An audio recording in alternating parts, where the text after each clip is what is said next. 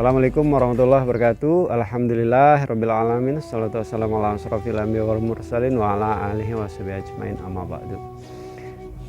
Selamat sore sahabat-sahabat netizen. Halo guys, sore hari ini kita masuk puasa yang ke-6. Mudah-mudahan puasa kita lancar, penuh keberkahan dan memberikan banyak manfaat untuk kita dan Kabupaten Cirebon ke depan. Amin. Sahabat netizen, lebih baik baca Al-Quran daripada ngegosipin orang. Ini bulan puasa nih, lebih baik baca Al-Quran daripada ngegosipin orang. Selamat menyambut bulan Ramadan untuk kalian semua yang tersayang. Sahabat, kenapa saya menggunakan diksi sahabat untuk menyapa sahabat-sahabat semua? Sahabat, menurut Gus Miftah,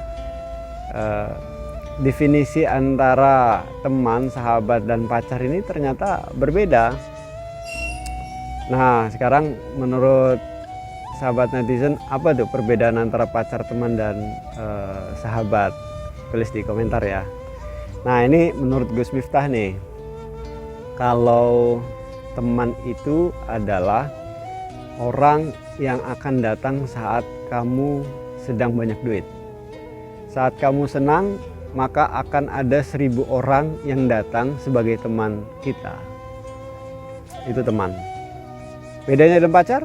Nah, kalau pacar itu adalah satu orang yang bisa menyebabkan kita lupa dengan 1000 orang. Nah, itu pacar. Nah, sekarang apa bedanya dengan sahabat? Sahabat itu adalah satu orang yang bersedia untuk menemani kita pada saat kita susah dan pada saat 1001 orang itu meninggalkan kita. Luar biasa. Karena sangat luar biasa, saya berharap persahabatan kita kekal sampai ke akhirat. Amin.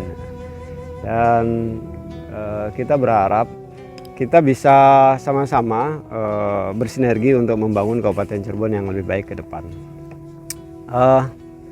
Sahabat, kita kemarin saya ditanya, Kang Lutfi, ini kan lagi musim COVID, apa nih yang harus dilakukan untuk kita-kitaan nih terkait dengan COVID? Ada 3 hal yang perlu kita lakukan selama masa COVID. Yang pertama, social distancing, physical distancing. Kita semua harus menjaga jarak. Jadi dalam berkegiatan sosial, mau kita kerja di kantor, mau kita pergi ke fasilitas umum di pasar, ataupun kita beribadah di masjid, kita harus menjaga jarak 1 meter, jarak aman. Yang kedua, untuk sahabat-sahabat yang sudah kangen ingin mudik di hari raya Idul Fitri, ditahan dulu karena pemerintah menginstruksikan untuk kita tidak mudik. Hari ini teman-teman dari kepolisian, Departemen Kementerian Perhubungan sudah sangat intens untuk membatasi warga masyarakat Jabodetabek untuk tidak bermudik. Yang ketiga ini yang penting, untuk pasangan suami istri yang masih terpisah karena COVID dan untuk teman-teman yang masih pacaran, LDR dulu. Kenapa LDR dulu? Karena supaya teman-teman tahu artinya kerinduan, tahu nikmatnya menahan kerinduan. Jadi ditahan dulu karena hari ini ya kita semua tahu kita dalam posisi wabah dan ini darurat kesehatan, darurat nasional. Kita dukung program pemerintah untuk menuntaskan COVID-19. Jadi LDR dulu ya.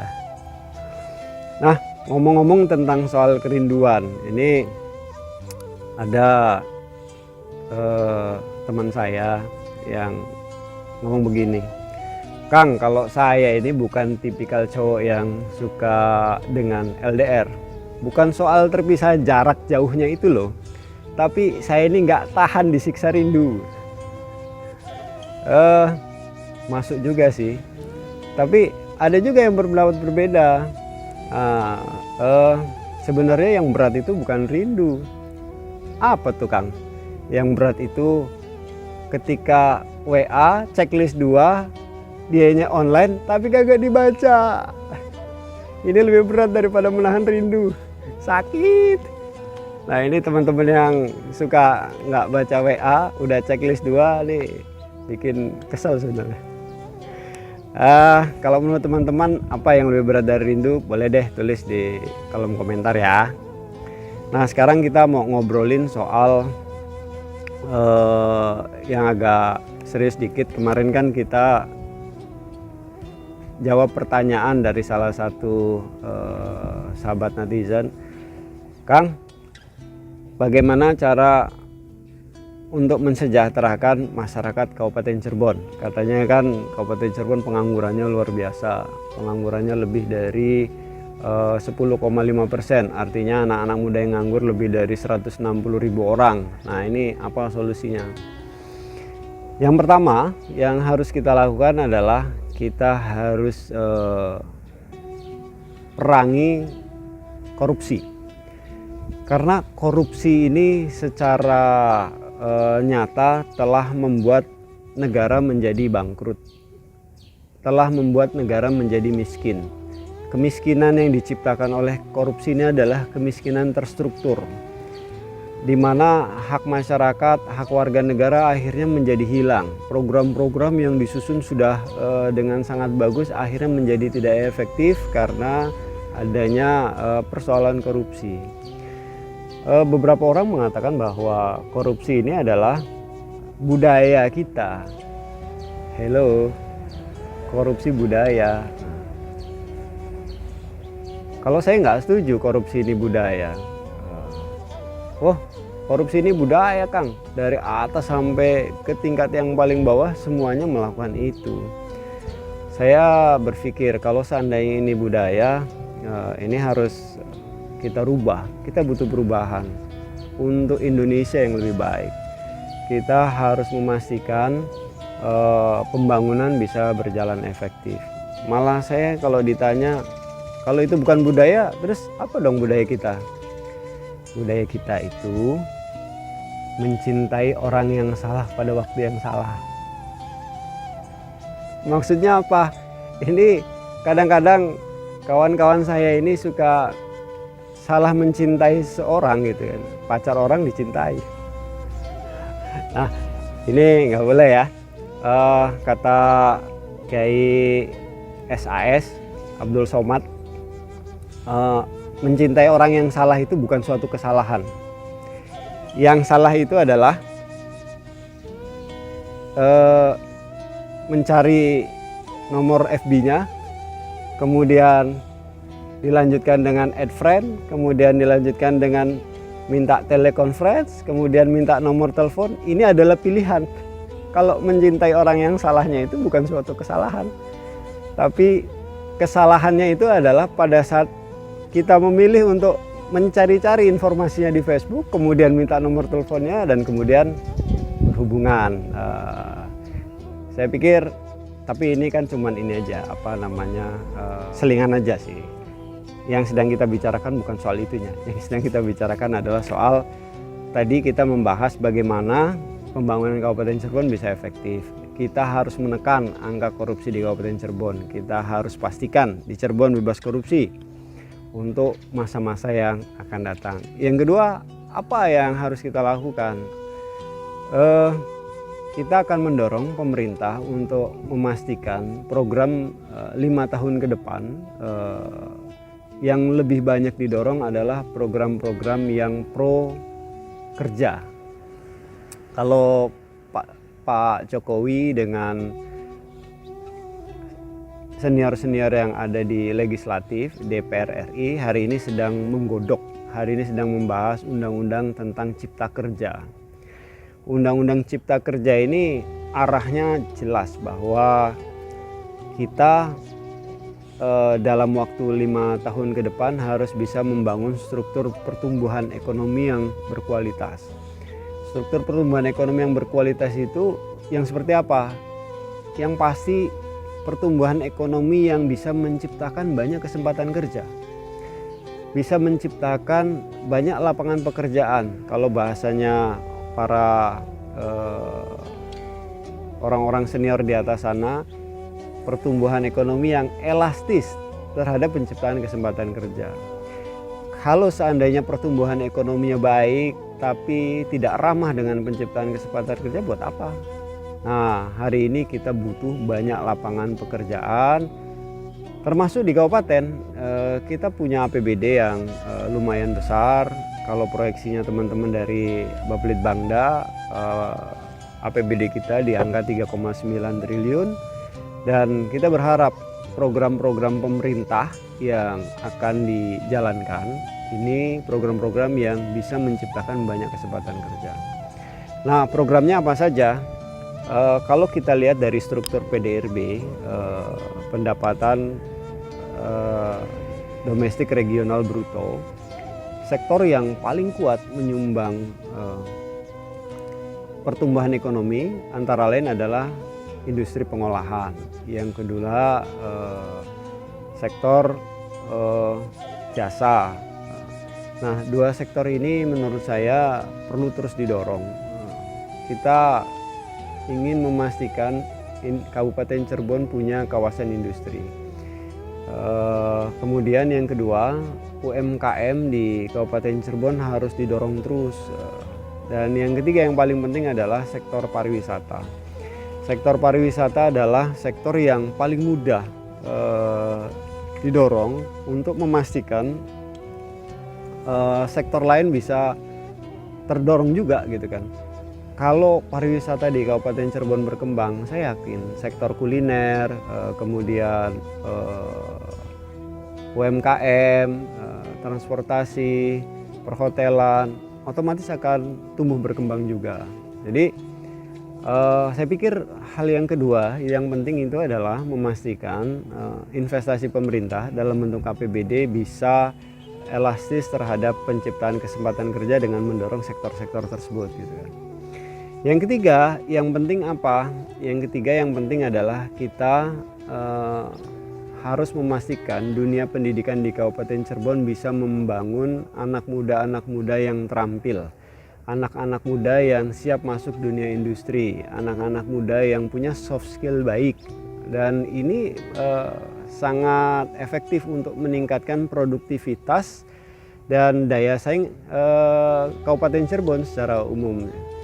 Nah, kalau ketiga hal ini kita konsisten, kita kawal, kita dorong, saya yakin persoalan-persoalan yang terkait dengan pengangguran, kemiskinan akan bisa kita urai. Hanya persoalannya ini tidak bisa dilakukan oleh 1-2 orang. Ini harus kita lakukan bersama-sama dan mudah-mudahan kita bisa segera terbebas dari persoalan kemiskinan dan pengangguran. Sahabat Cirebon Baru,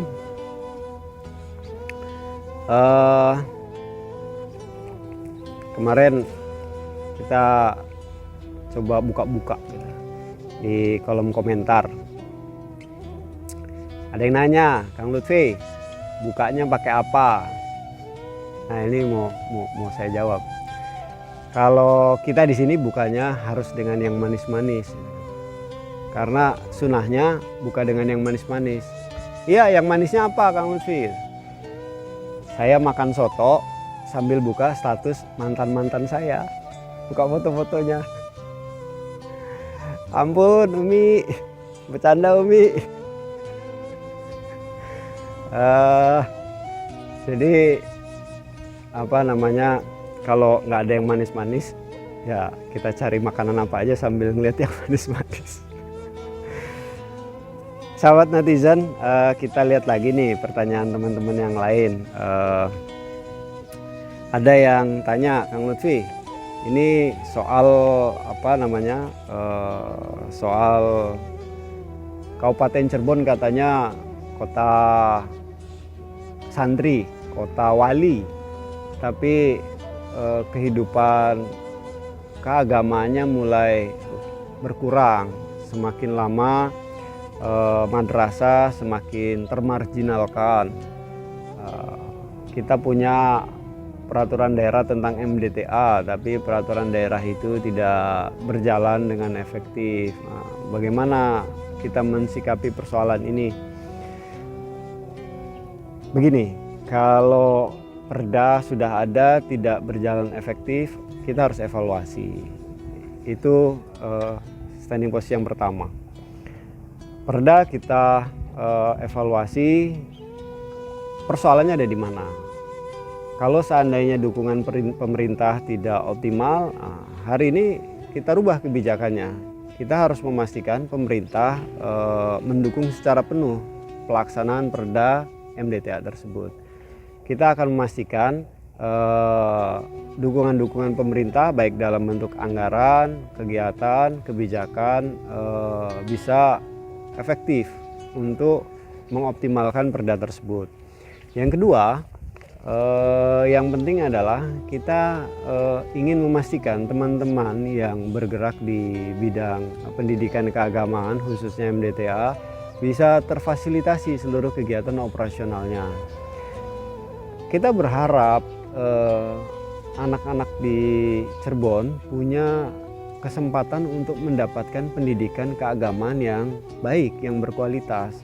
Kalau seandainya pendidikan keagamaan kita semakin tidak berkualitas, kita tidak akan pernah bisa membangun generasi muda yang berakhlak, generasi muda yang tangguh, generasi muda yang pemahaman keagamaannya baik, gitu kan. Saya kira itu ya yang harus kita kawal bersama-sama. Sahabat Cirebon Baru, alhamdulillah kita udah ngobrol ngalor ngidul. Ringan-ringan tapi mudah-mudahan bawa manfaat buat kita semua, dan kita berdoa mudah-mudahan puasa hari ini diterima oleh Allah Subhanahu wa taala, dan kita ketemu lagi besok di ngabuburit berikutnya. Wallahul muwaffiq ila aqwamit thoriq. Assalamualaikum warahmatullahi wabarakatuh.